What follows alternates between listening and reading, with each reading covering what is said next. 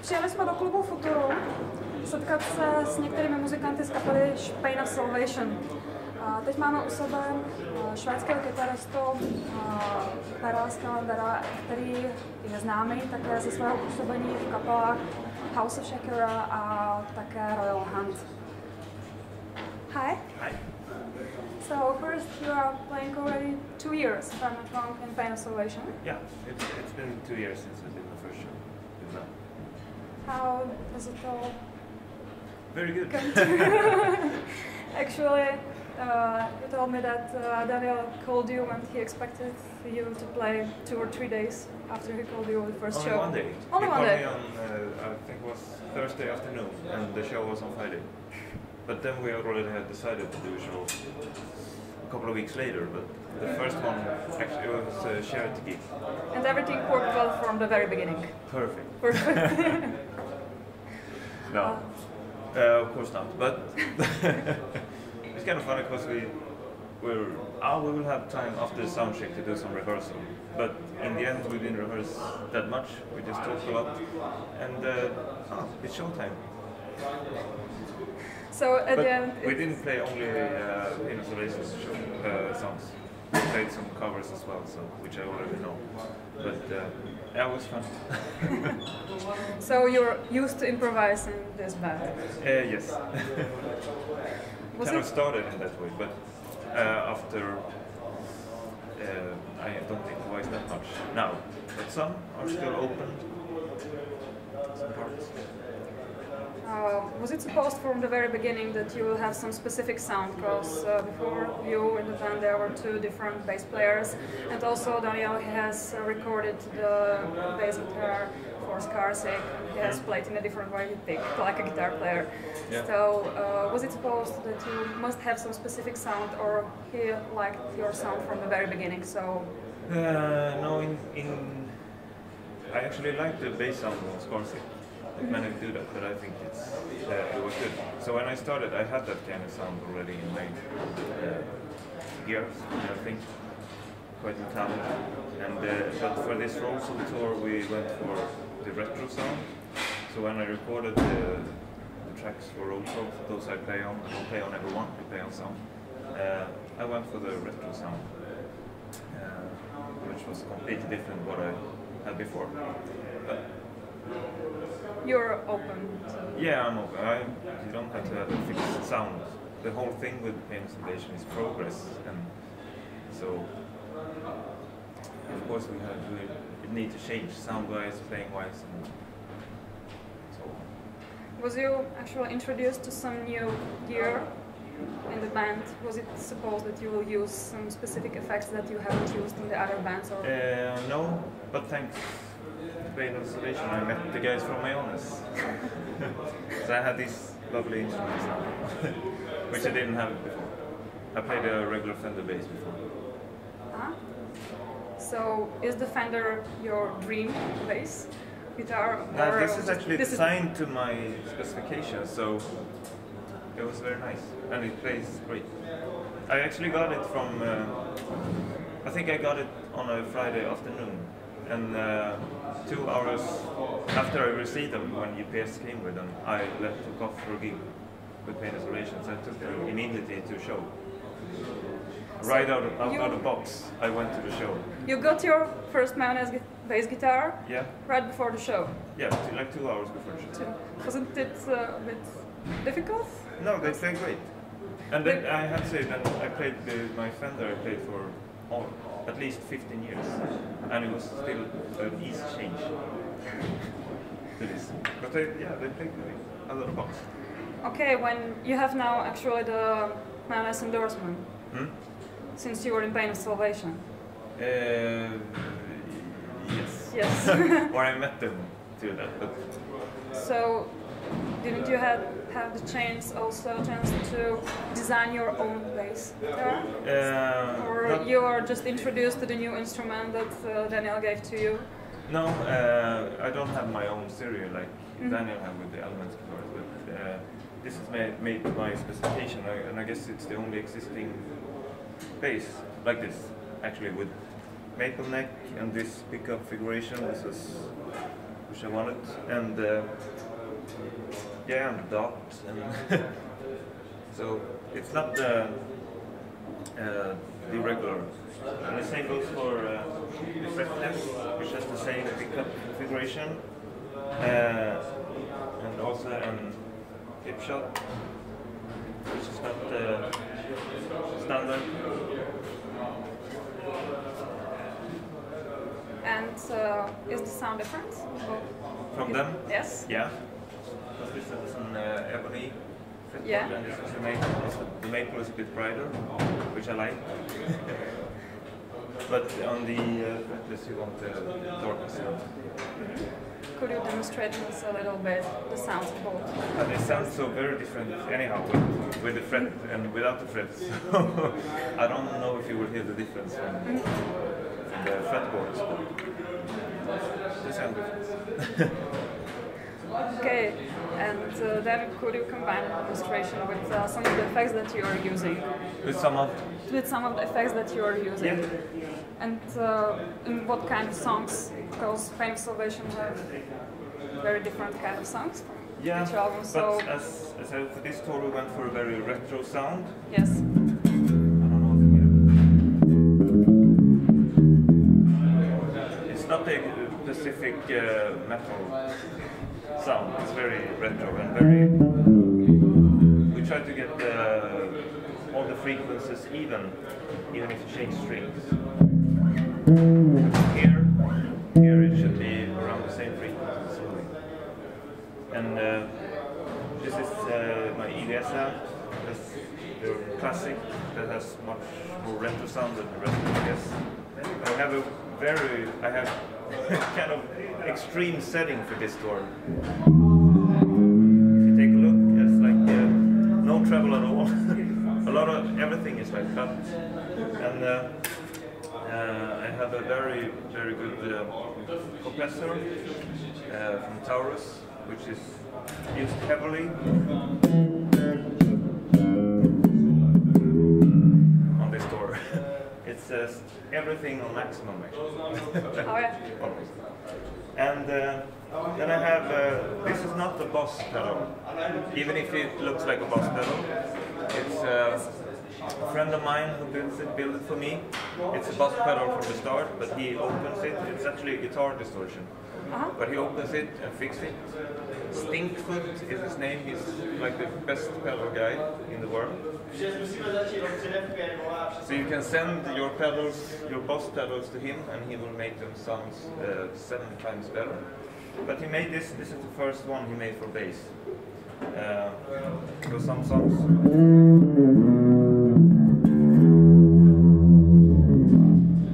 For linoleum. Where you want more distortion.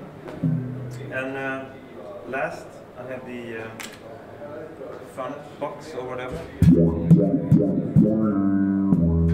which I use for the tapping part in people passing by.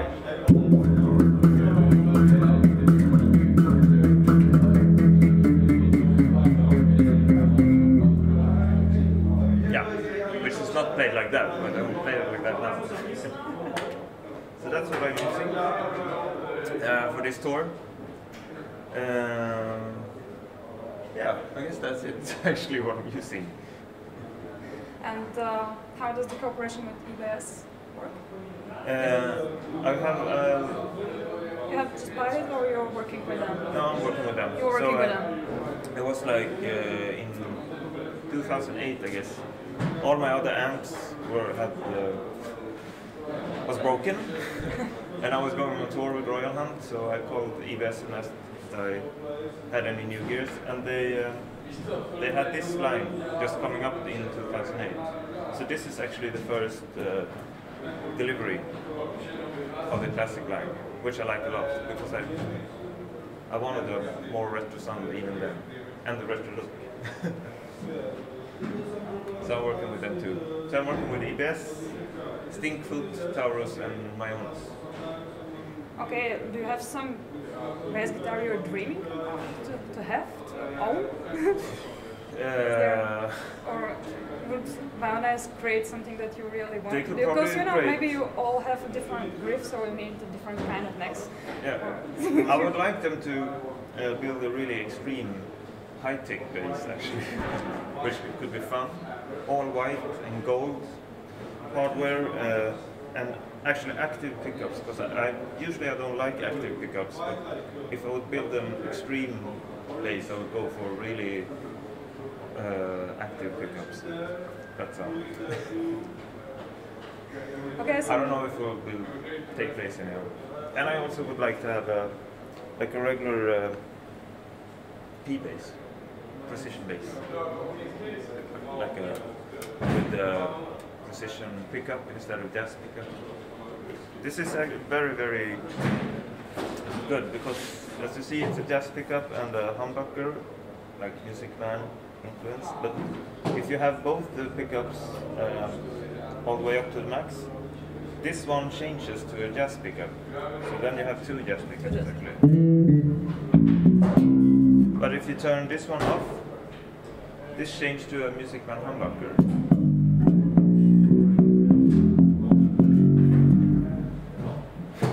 So it's very useful. You have like two pickup configuration on bass, which is pretty cool. It's Delano who made them, and I never tried them before. I just read about them, and I thought the idea was pretty cool. That you could choose between jazz pickup and Music Man. But for this tour, we went for the Music Man actually. Some non-technical questions. You have actually studied music in Sweden and then in the United States. Hmm?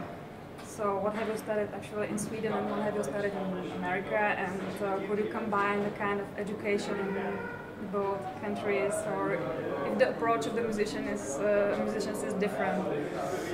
Or why have you decided actually to study also in the United States? What? You have studied also some years in the United States, so why have you decided to study there?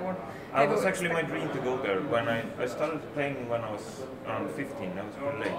And when I was 16, I was like, yeah, I really want to go to Musician Institute one day. And then I had the opportunity to do it after studying a while in Sweden. So you get the most out of it when you went to the States, the Musicians Institute, which is very different from Sweden. But still good. How could you explain what is actually different in the education? It's so big. It's almost like, I think it was like 1,000 students when I was there. It's more now. You have the best and the worst teachers in the world, I guess. Everything was like the best and the worst. So really, American extremes. Yeah, but you have really, really good classes with really good teachers, and then you have like famous teachers that are not so good teachers, good players, but they're just there because they don't have a gig that day. But I had fantastic lessons with Jeff Berlin, who to me got to be the best teacher I ever met. He's phenomenal at explaining, and his knowledge is really, really beyond the most of us. Because he can explain one simple thing in 5 different ways, so everyone actually can understand it. And were there some more, or are there like famous teachers you had? Yeah, I'm just remembering the best ones, and that was Jeff Berlin and a keyboard player called Cat Gray, who used to play with Prince during Purple Rain. He had this groove class, which was extremely good, and he was never satisfied. It was very, very hard class. But it was fun because you just played like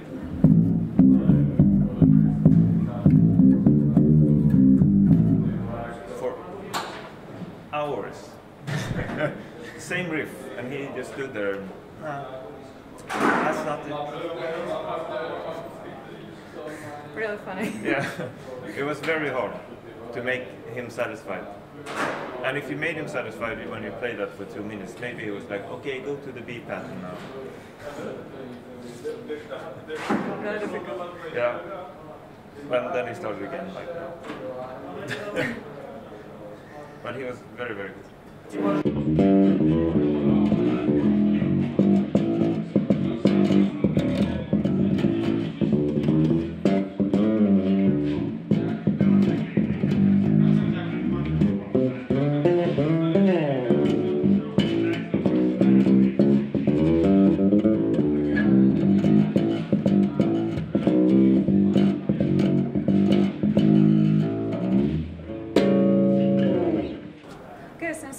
Salvation, do you have time for any other projects, or you are concentrated only here? Pain of Salvation takes a lot of time.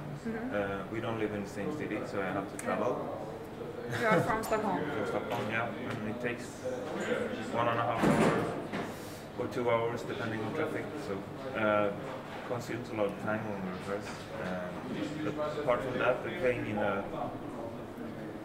9-man band called the Furillos. We play at like big parties and events, some sort of Latin disco. Do you enjoy it?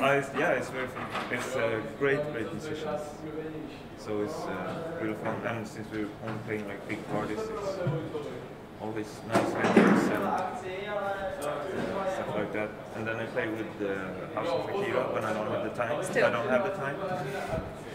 So they're recording right now without you. Because I'm here. I will record my parts later. And yeah, I try to write as much music as I can as well. You're writing music? Yeah. For House of Shakira? Or? Yeah, for House of Shakira, but also because I enjoy it. Most of it with my brother. It's never released, but we enjoy writing. We had this tradition. Started a couple of years ago when we saw each other on one of the holidays during Christmas, and we just met each other with a blank paper and said we're going to write a song today, and it could be reggae or hard rock or whatever. We just wanted to write something that was cool for fun. So we had like written every genre, I guess, some song, just because it's fun to write music. Okay, this is fun, but Pain of Salvation is a band that there is the entertainment when you are doing the shows. They're really entertaining and you're improvising so much, but usually the lyrics and they have some message, they are serious. Yes. And it's very much about the artistic expression of Daniel. Daniel's artistic expression. So is it difficult for you to identify yourself with his ideas? How do you deal with his ideas? Because it's really also about the satisfaction that you feel when you're creating music. And so when you're creating with him, how do you feel? I'm not creating with him. You're not creating with him. We're creating on stage, but no, I don't have a problem with that at all. Since this Pain of Salvation was my favorite band for many years, so before I started playing with them. So you can identify yourself with his ideas? Yeah. So it's enough for you to be only interpreter of his ideas? Some songs are very personal for him, which I maybe can't understand from part. I can still understand the story and try to me, the lyrics are actually very important because I think it's such a big part of the song, the words and the meaning, and because different words create different moods. So our part is to like what do you say, enhance the vocals, the lyrics. I'm a very much a vocal guy. I follow the vocals. I don't care about the solos or whatever. I'm try to support the vocals and the lyrics in that way. That's my type of playing. I always play like that. I follow the lead vocal. So it's very emotional. Yeah. Do you feel really that you have found your band? Because you have the chance to play a song many different kind of styles, and you can play almost everything with Pain of Salvation. Yes. So is this really the biggest satisfaction that you can find in music? Yeah, artistically, yeah. And that's the first time I saw the band when they opened for Dream Theater. I had never heard them before. It was the first time I was introduced to them. My thought was like, this is my band. I'm not as talented as Daniel, so I could never do it. But if I wanted a band, this would be it. I see. But then Christopher was in the band, so it's kind of hard. So you're like a guy at the end. Yeah. Okay, thank you very much for your time. Thank you. Appreciate it very much. Thanks.